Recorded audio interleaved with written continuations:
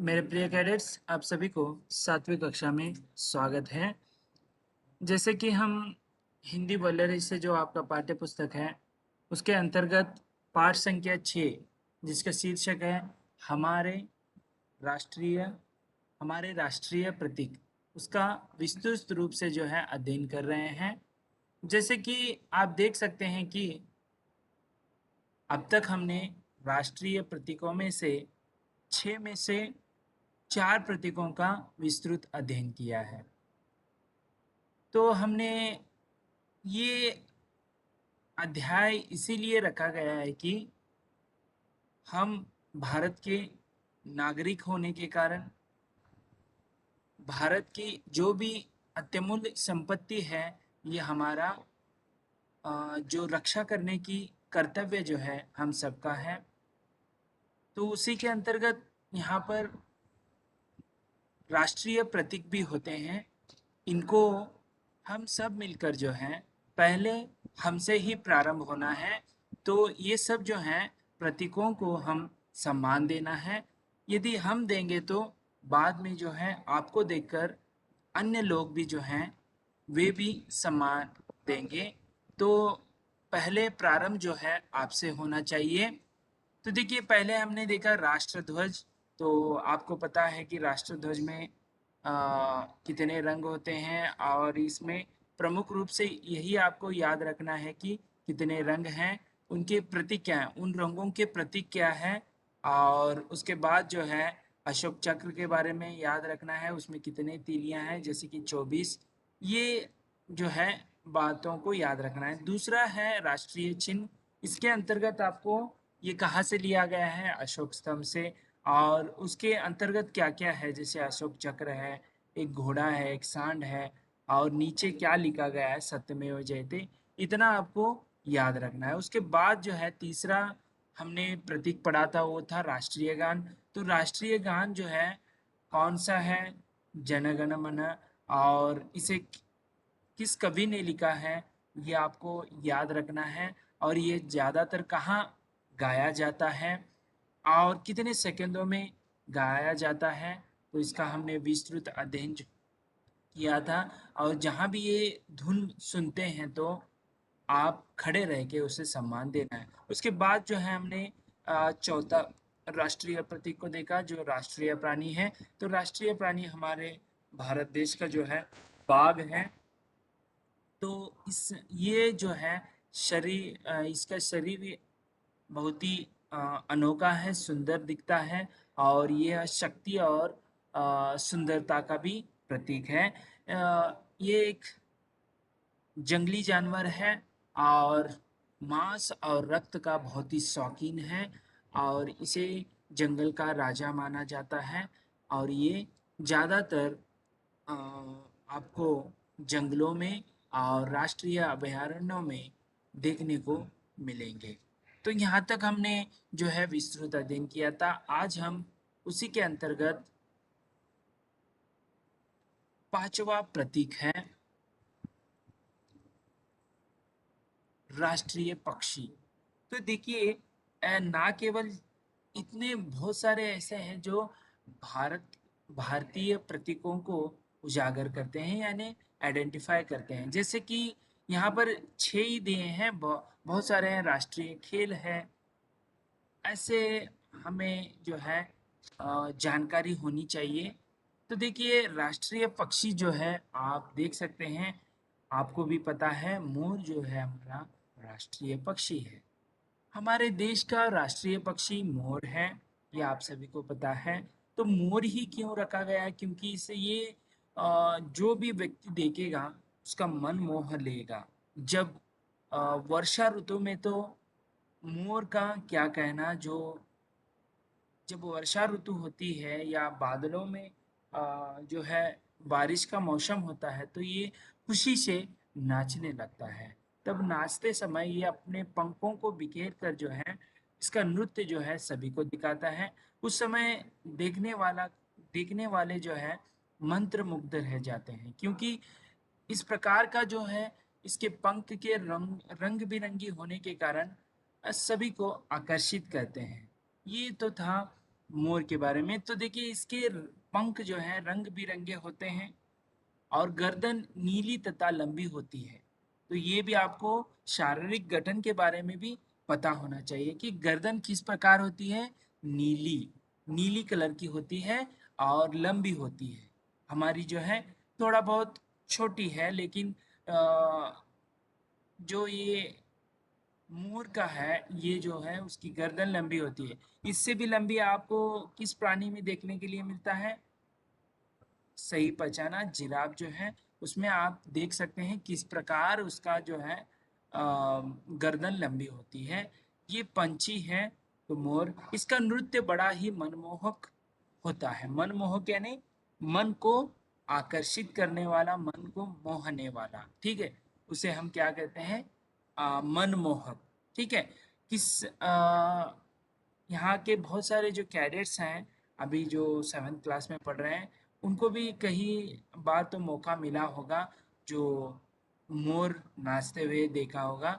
नहीं देखा है तो वो समय संदर्भ जब आएगा तब यह जो है नृत्य करता है। आप जाकर जब खड़े होंगे नाचने के लिए कहेंगे तो ये मोर जो है नहीं नाचता। उसे जब वो खुशी होती है तभी यह देखने को मिलता है। क्योंकि हमें हर बार क्यों नहीं देखने को मिलता? क्योंकि हमने इसको देखना बहुत ही कम होता है।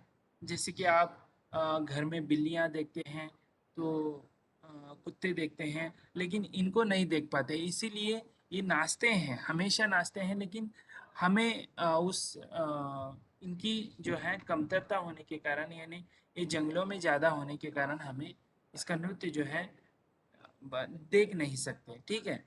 तो उसके बाद जो है मेरा प्राय मोर प्राय वर्षा ऋतु में नाचता है। देखिए वर्षा ऋतु में ही क्यों नाचता है? क्योंकि बारिश का मौसम होता है, बूंदे गिरने लगती हैं। इनको, मोर को जो है बहुत ही आकर्षित होता है कि मोर जो है पानी को जो है बहुत ही पसंद करता है। खास तौर पर वर्षा ऋतु में जब बूंदे गिरने लगती हैं तो नाच जो है मोर जो है खुशी से नाचने लगता है। इस तरह राष्ट्रीय पक्षी आपको याद में रखना है कि कौन सा है, और इसकी भी हत्या करना गुनाह माना जाता है। और शिक्षा भी, यहाँ तक कि शिक्षा भी आपको हो सकती है। इसीलिए ये राष्ट्रीय पंछी है, तो इसे संभाल कर रखना और इसकी रक्षा करना हम सबका जिम्मेदारी है, ठीक है। तो इस तरह ये था पांचवा प्रतीक जो राष्ट्रीय पक्षी के रूप में है। अब हम जो छठा अंतिम वाला हम देखेंगे जो राष्ट्रीय पुष्प कहलाता है। देखिए राष्ट्रीय पुष्प यानी जो फूल होता है उसे ही हम पुष्प कहते हैं। तो देखिए कमल भारत का राष्ट्रीय पुष्प है। तो कमल आप जानते हैं, कमल ही क्यों कहा है? कमल के बहुत सारे नाम हैं, ये आपको मैं अभी बता रहा हूँ। कमल जो है जो कीचड़ में खिलता है उसे हम कमल कहते हैं। जो देखिए थोड़ा बहुत पानी होता है, कीचड़ होता है, वहां पर खिलने वाले को हम कमल कहते हैं। कमल बहुत लोगों ने जो है देखा होगा कमल को, ठीक है। ये बहुत ही थोड़ा बहुत अन्य फूलों से जो है थोड़ा गुलाब से भी बड़ा होता है। और इसके पत्ते जो हैं पंखुड़ियाँ जो हैं बड़े बड़े होते हैं। और कमल सरोज यानी जो सरोज में खिलता है, यानी सरोवर में खिलता है, उसे हम सरोज कहते हैं, ठीक है। जलज जो जल में खिलता है, ठीक है। तो इस तरह अन्य भी नाम है इसके, कमल, जलज, सरोज, ठीक है। भारत का राष्ट्रीय पुष्प है। यह सत्य और पवित्रता का प्रतीक है। ये क्या है? सत्य और पवित्रता का प्रकार है। देखिए कमल को हमने एक तो राष्ट्रीय पुष्प मान लिया, और ये किसका प्रतीक है? जैसे कि हमने राष्ट्रीय ध्वज में देखा कि हरा रंग किसका प्रतीक है? सफेद रंग। उसी प्रकार हरा रंग। तो इस कमल का भी जो है विशिष्ट है, जो यह सत्य और पवित्रता का प्रतीक है। तो देखिए जहाँ भी ज़्यादातर आप मंदिरों में जाते हैं तो बाहर कमल के फूल लेकर बैठे होते हैं, क्योंकि चढ़ाया जाता है। लक्ष्मी टेम्पल जो मंदिर होती हैं लक्ष्मियों की, वहाँ पर मैंने देखा है।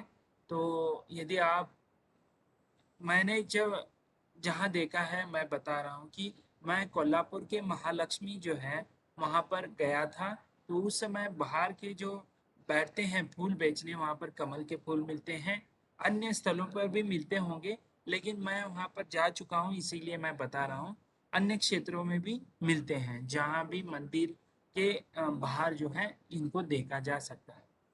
तो देखिए, कमल तालाबों में, तालाब यानी जो छोटा प्रमाण, नदी से भी छोटा प्रमाण का होता है, और झीलों के कीचड़ में खिलता है। झील यानी जो ऊपर से नीचे गिरता है, तो उसके जब वह किनारे, जब पानी किनारे आता है तो कीचड़ युक्त बन जाता है, तो वहाँ पर ये आपको कमल जो है खिलता हुआ दिखता है। इसकी जड़ें पानी के नीचे होती हैं। देखिए, ये इसकी जड़ें जो हैं, जैसे कि आपने गुलाब देखा हो, ये जमीन के सतह के अंदर जाते हैं, लेकिन ये जो है पानी के अंदर जाते हैं, पानी चूसते हैं। ठीक है, जड़ें पानी, इसके जो जड़ें होते हैं ये किस प्रकार होते हैं, यदि आप कट करके देखेंगे तो ये स्ट्रॉ की तरह होते हैं। जैसे आप जूस पीते समय स्ट्रॉ का इस्तेमाल करते हैं, उसी अंदर जो है, अंदर पूरा खोखला होता है, खोखला होता है। ठीक है, तो वहां से वो पानी लेते हैं।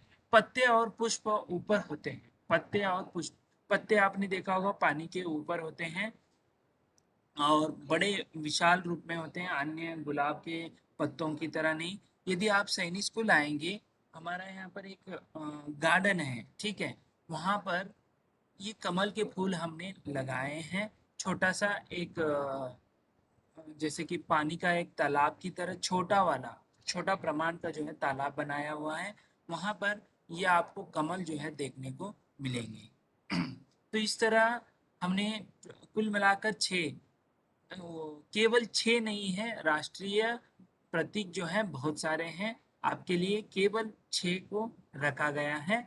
ये सभी चिन्ह देश की स्वतंत्रता, एकता और गौरव को प्रदर्शित करते हैं। देखिए, ये जो है हमारे ही प्रतीक होने के कारण ये देश का जो है स्वतंत्रता, यानी हमें स्वतंत्रता मिली है कि हमें इस प्राणी को या इस पक्षी को प्रतीक, राष्ट्रीय प्रतीक माना जाए। ऐसे सोचने के लिए हमें स्वतंत्रता मिली है, तो हमें देश की स्वतंत्रता कहलाती है।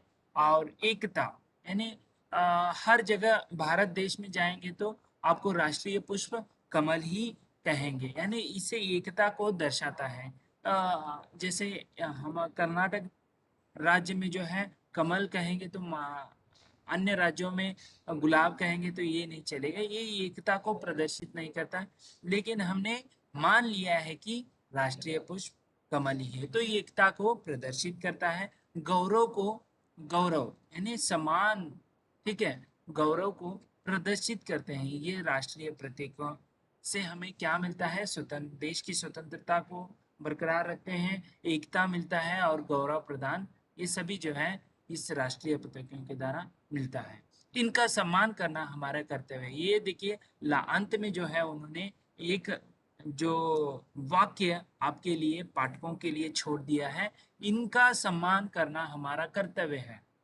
ये आप सभी का कर्तव्य है। तो जितने भी राष्ट्रीय प्रतीक हैं उन्हें सम्मान देना है, उनकी जो है रक्षा करना है, ये हमारा दायित्व बनता है। ना केवल हम जो है रक्षा करना है।